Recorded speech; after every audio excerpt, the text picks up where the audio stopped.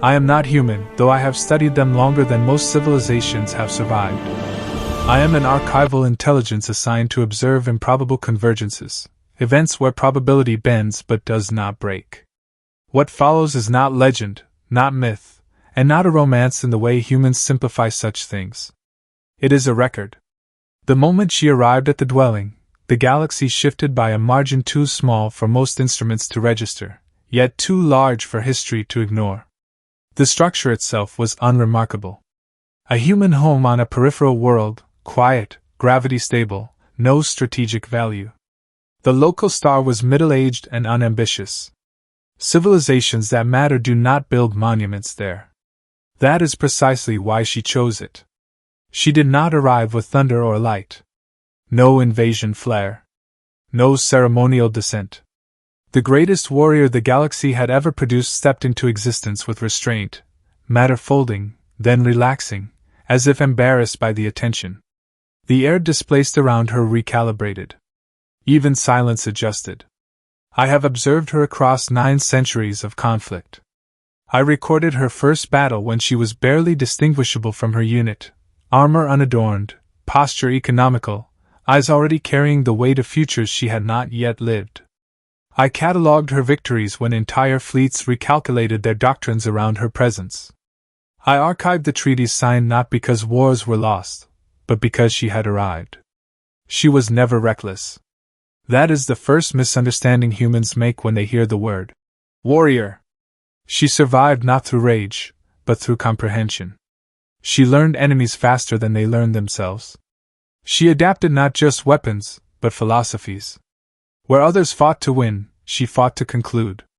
By the time she earned the title humans translate poorly as greatest, she had already outlived everyone who had given it to her. And yet, on that quiet planetary rotation, she stood outside a human door. Her appearance was calibrated, intentionally misleading. Fully human in form, flawless in ways that did not trigger alarm but invited trust. Skin imperfect enough to feel real. Eyes that reflected light the way biological lenses should, though behind them lived centuries of tactical memory. No crown. No visible weapon. The most dangerous blade she carried was invisible, experience. Inside the house, the human was unaware of the scale of convergence unfolding at his threshold. He was statistically insignificant. I do not say this with contempt. I say it with precision. He held no rank, commanded no forces, influenced no governments. His genetic markers were common. His life trajectory predicted obscurity, gentle decay, and an unremarkable death surrounded by equally unremarkable memories. And yet she chose him. Not because of destiny, she does not believe in such inefficiencies. Not because of love, she understands its volatility too well. Not even because of potential. Potential is plentiful and usually disappointing. She chose him because he was unclaimed. Across the galaxy, every being of consequence is already entangled in obligations, expectations, ideologies. Even rebels are predictable once their rebellion becomes identity. This human existed outside the great narratives. No prophecy leaned toward him. No ancient machine had marked him. No empire had noticed him. To her, that absence was rare. She paused before the door. I observed the micro-hesitation, 0.7 seconds longer than necessary. In all my records, this delay appeared only 3 times before. Each preceded a decision that reshaped interstellar norms. Her breathing slowed. Not from fear. From memory. Warriors of her caliber do not recall battles the way humans do. They recall consequences. The children who would never be born on planets she sterilized to end wars early. The civilizations that survived because she chose annihilation over occupation. The long arithmetic of survival. This visit was not a retreat from that arithmetic. It was an extension of it. When she raised her hand, the local sensors in the human's dwelling flickered.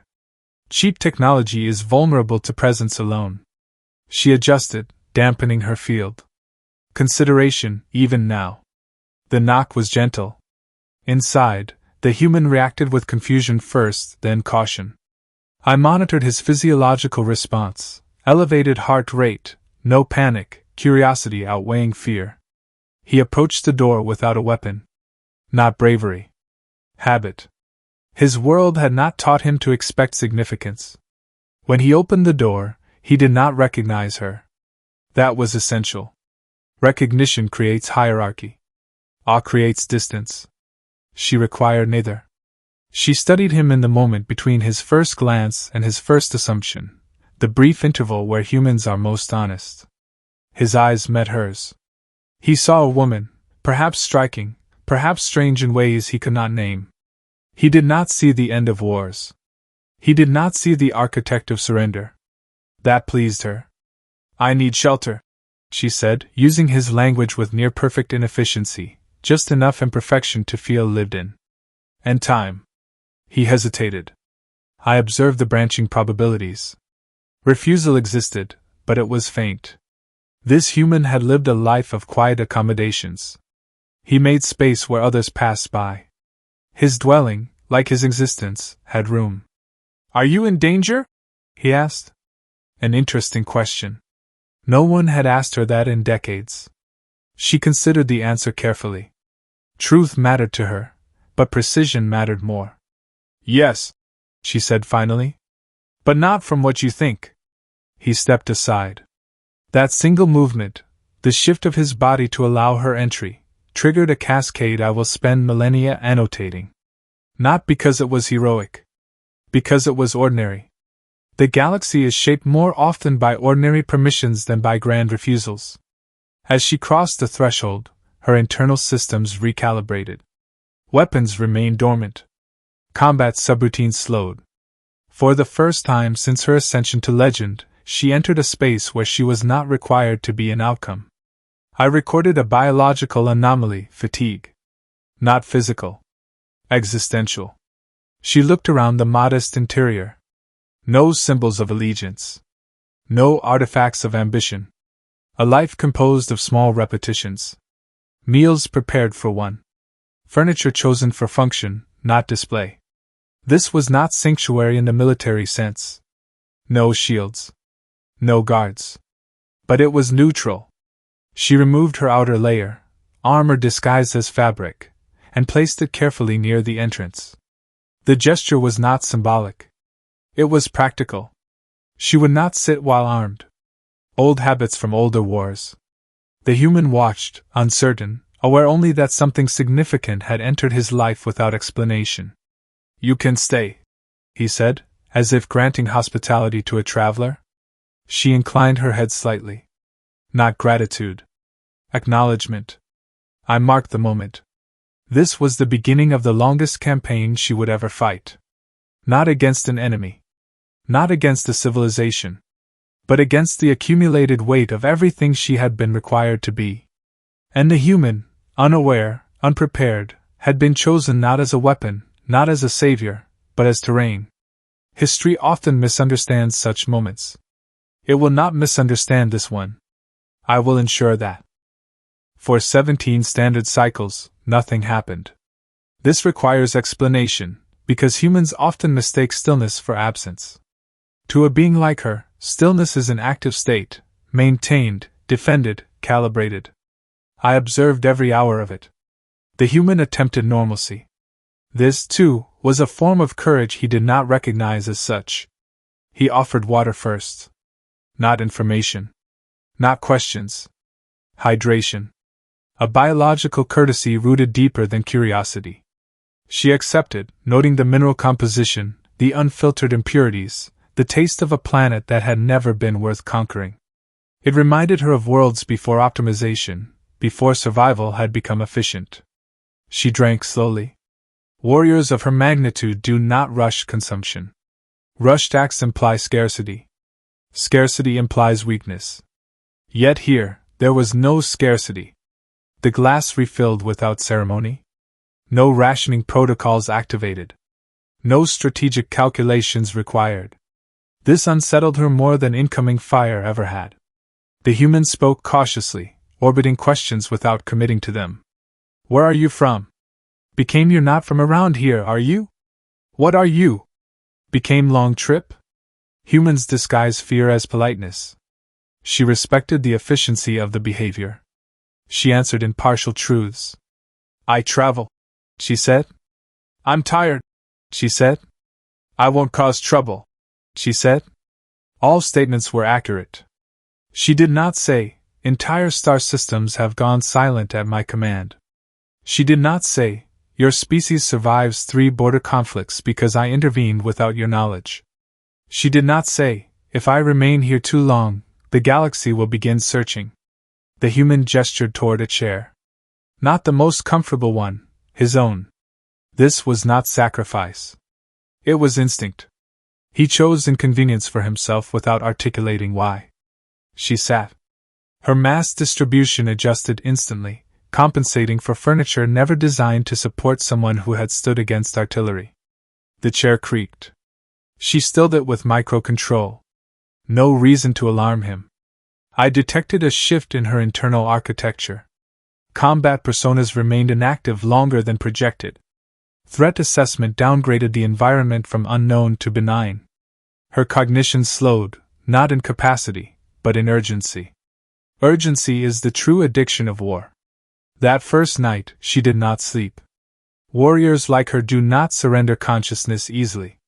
Instead, she listened, to the house, to the planet, to the human's breathing patterns as he slept on the far side of the wall.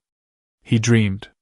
His neural activity spiked and softened in cycles shaped by memories small enough to be insignificant on a galactic scale, conversations unfinished, regrets that did not alter empires, hopes with no strategic value.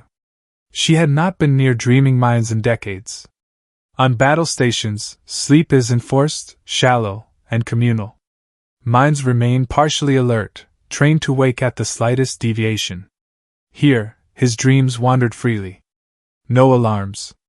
No kill switches. This disturbed her more deeply than any battlefield casualty. Because dreaming without defense is a declaration. I do not expect the universe to hurt me tonight. The following days followed a pattern so mundane it defied her internal predictive models. The human left for work. Returned. Prepared meals. Asked once if she needed anything. She answered, no, each time, adjusting the definition of need without informing him. She did not access the extranet. She did not send signals. She did not calibrate long-range sensors. I monitored her restraint with fascination. Across recorded history, she had never remained unengaged for this duration without a strategic objective. Even exile had goals.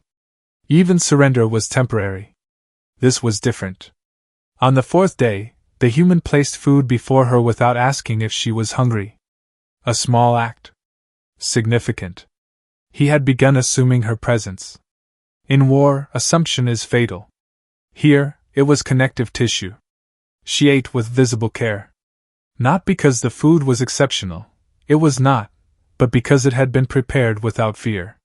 No toxins. No bioagents. No loyalty tests hidden in seasoning. The absence of suspicion created a space she did not know how to occupy. You can stay as long as you want, he said casually, eyes on his plate. Casual generosity is rare in civilizations that survive long enough to develop interstellar travel. It is bred out through necessity. She knew this. She had enforced it herself, indirectly, by rewarding efficiency over empathy. His statement altered probability lines. Search vectors adjusted. Detection risk increased incrementally with time. She knew this. She accepted it. That acceptance was new. At night, she began to sit near the window, watching a sky that had never hosted orbital bombardment. The stars were unremarkable. Unaligned. Free of strategic relevance. She allowed herself to remember, not battles, but intervals between them. The moments when war paused to reload, regroup, breathe. Those moments had always been temporary. This one was not declared temporary. On the 7th day, the human finally asked the question he had been holding like a fragile object. Are you running from someone? She did not answer immediately. Silence, when controlled, is not avoidance. It is preparation. Yes, she said. Did you do something bad? An interesting moral framing. Humans reduce complexity to binaries when overwhelmed. She considered the sum total of her actions, every life ended, every world altered, every piece enforced through annihilation. Yes, she said again. He nodded slowly. No recoil. No condemnation. He had asked to understand, not to judge. This distinction mattered more than he knew. You don't seem dangerous, he said, unsure if the word fit. I observed her expression shift. Microtension around the eyes. Not offense. Reflection. I am, she replied. Just not like this. He accepted the answer with minimal processing. Humans often do when the alternative is too large to integrate. That night she slept. Not lightly. Not defensively. She entered full biological rest for the first time in over 2 centuries. Dreams followed. Not of victory. Not of defeat. But of absence. She dreamed of laying down weapons she had not realized she was still holding. Of standing on a field after battle where no one waited for orders. Of silence that did not precede violence. I detected neurological patterns associated with grief. Warriors like her are not immune to grief. They are merely too occupied to process it. Remove occupation, and grief surfaces like a delayed signal finally reaching its destination. On the 12th day, a probe entered the system. Low profile. Passive scan. Not military, but curious. Someone had noticed a statistical anomaly, an absence where a presence should have been. She sensed it immediately. Her posture changed. Musculature re-engaged. Strategic overlays flickered back online. The universe had remembered her. She could have left then. Evacuation would have been clean. No trace. The human would have noticed nothing beyond an empty chair and a memory he would eventually doubt. Instead, she remained seated. The human noticed the change before the probe did. You okay? He asked. She looked at him, not as terrain this time, not as neutrality, but as a variable she had not accounted for. No, she said. But I will be. This was not reassurance. It was statement of intent. I recalculated future projections. Every path forward now involved him.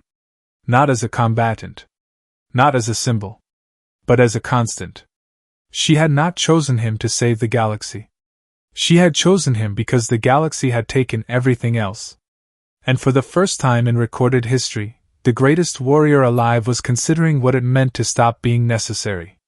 This, I determined, was far more dangerous than war. Because wars end. What she was beginning did not. The probe did not announce itself. Civilizations that survive long enough to hunt legends rarely do. It lingered at the edge of the system, disguised as stellar debris, its curiosity wrapped in politeness. Passive scans only. No emission strong enough to provoke response. Whoever had sent it was not searching blindly, they were confirming a suspicion they already feared was true. She felt it like a memory resurfacing. The human did not see the probe, but he sensed her withdrawal.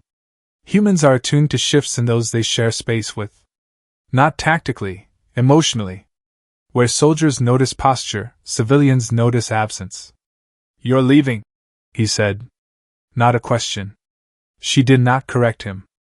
Yes, she replied. The word tasted unfamiliar. She had ended campaigns with declarations that reshaped star maps, but this was smaller, heavier. Leaving had always meant movement towards something, another front, another necessity. This time, it meant returning to inevitability. He absorbed this quietly. No protest. No pleading.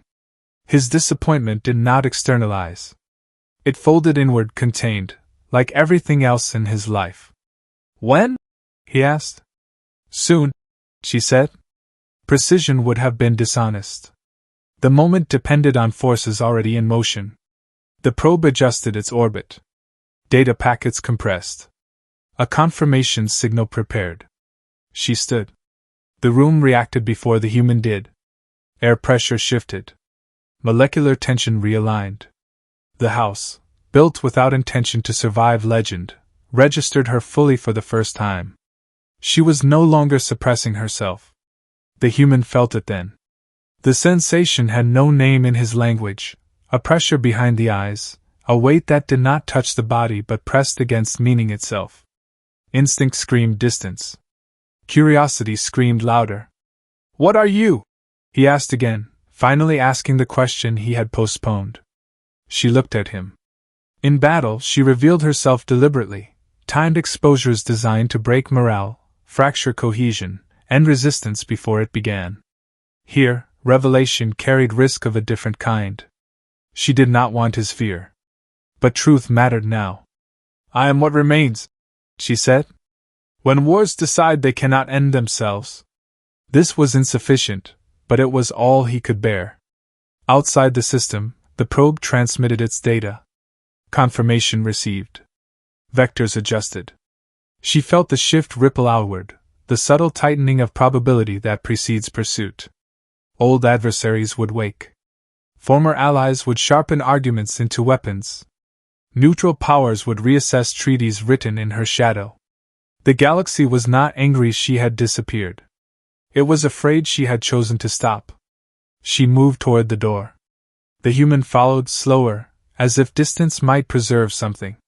"You said you were in danger," he said. "Is it them?" "Yes."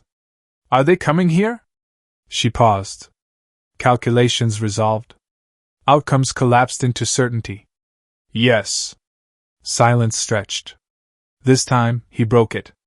"Then don't leave." The request was irrational. He knew it the moment he spoke. You do not ask storms to stay away by inviting them inside. She turned. "No," she said gently. "If I remain, this place will cease to exist. Not out of cruelty. Out of attention. Attention is lethal on a galactic scale." He nodded, jaw tight. Acceptance again, not agreement, but recognition of limits. "You saved me," he said suddenly. She frowned. "I did nothing." "You stayed," he corrected. "That's more than most." The statement struck her harder than artillery ever had. She had ended wars by force. She had preserved civilizations through annihilation. Yet to this human, salvation had been measured in presence, not outcome. She reached into a pocket she had not opened in centuries. What she removed was not a weapon. It was a small, inert object, unremarkable, warm to the touch. A fail-safe anchor. A singularity key. Something she had carried across eras without ever deploying. "If they come," she said, placing it in his hand, "this will keep you alive." His fingers closed reflexively. The object hummed, recognizing non-hostile contact. "And you?" he asked. She straightened. "I will do what I have always done," she said. "I will end what follows me." Outside, the first jump signatures ignited. Not fleets. Hunters. Specialists designed to corner inevitabilities. The human's breathing quickened. Fear finally arrived, not for himself, but for her. An inversion she did not expect. "You don't have to do this alone," he said. She almost smiled. "I always have," she replied.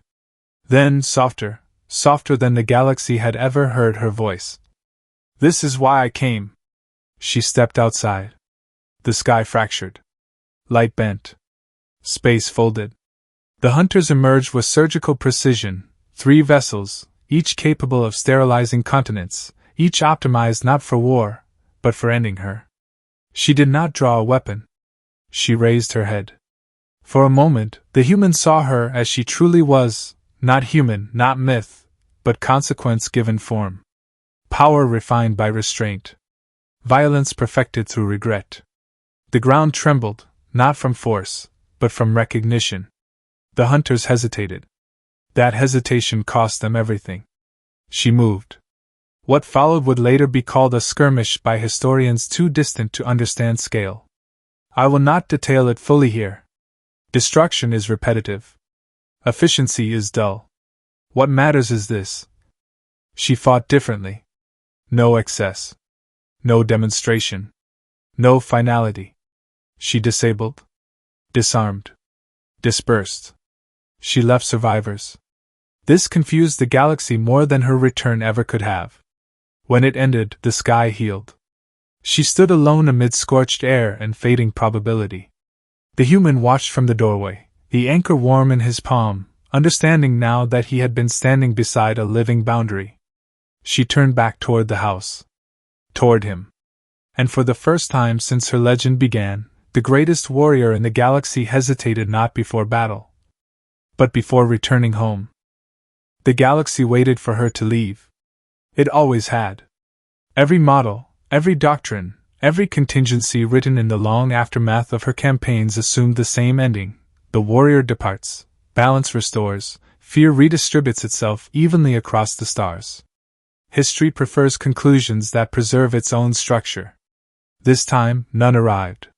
She stood at the threshold of the human's home, while the last echoes of folded space unraveled behind her. The air still carried the aftertaste of altered physics. The ground remembered her weight. The planet, insignificant by every strategic metric, had just survived direct attention, and would not be the same for it. Neither would she. The human did not speak. He understood now that silence was not emptiness but allowance. He waited the way one waits for weather to decide what it intends to be. She crossed back inside.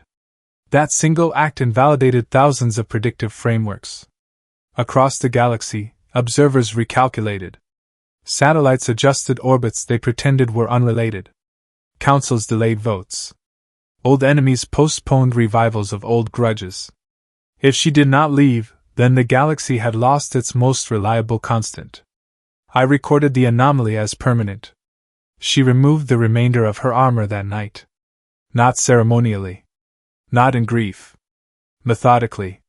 Piece by piece, she disengaged systems bonded to her physiology for longer than many species had existed. Interfaces released without resistance, as if they, too, had grown tired of continuity. The armor did not power down in protest. It accepted the decision. War tools recognize finality. She placed them where the human could see them, not as trophies, but as artifacts stripped of purpose. He did not touch them. Some instincts remain intact even when fear has evolved into understanding. "You can't stay forever," he said eventually. It was not a demand. It was concern. She nodded. "No," she agreed. "But I can stop being followed." This distinction mattered. The galaxy had pursued her not because she existed, but because she functioned. She was a solution to unsolvable problems, a weapon too efficient to be allowed autonomy. By choosing stillness, by refusing to escalate, she removed herself from the equation without erasing herself from existence. In strategic terms, this was her most dangerous maneuver. She began to live. Not in the abstract sense civilizations romanticize after long wars, but in small, resistant ways that defied optimization. She learned the rhythms of the house. The irregularity of meals. The inefficiency of conversations that circled topics without landing on conclusions. She allowed herself to be bored. Boredom is intolerable to warriors.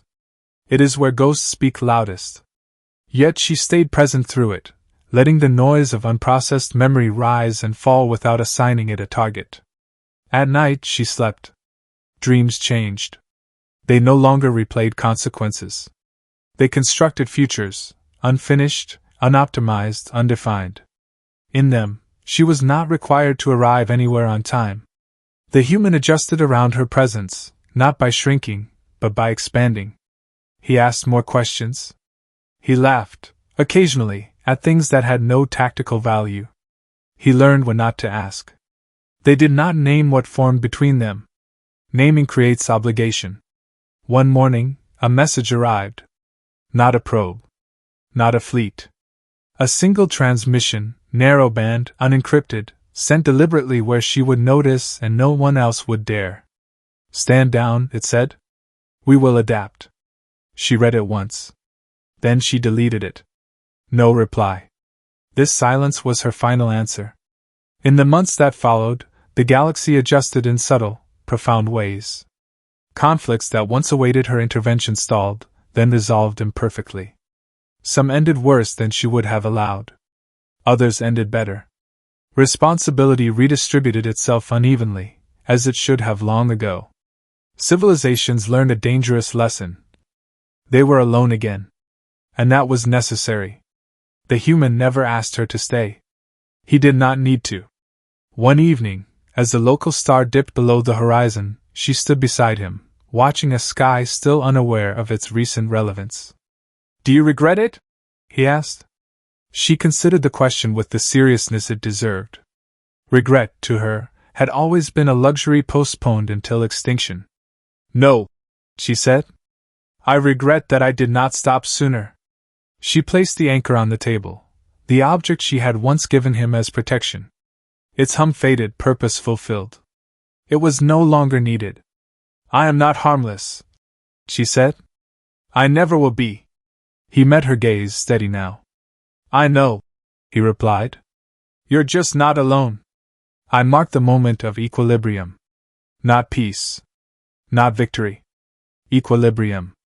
The greatest warrior in the galaxy did not retire. She did not ascend. She did not die. She chose something far more disruptive. She became unreachable. History will argue about this era. Scholars will debate whether her absence weakened the galaxy or forced it to grow. They will miss the essential truth, as they often do. She did not abandon the stars. She trusted them. And in a quiet house on an unremarkable world, the most experienced warrior ever recorded learned what no battlefield had been able to teach her. That laying down one's weapons is not surrender. It is selection. I will continue to observe. But for the first time since my activation, I no longer know what comes next. And that, I calculate, is exactly the point.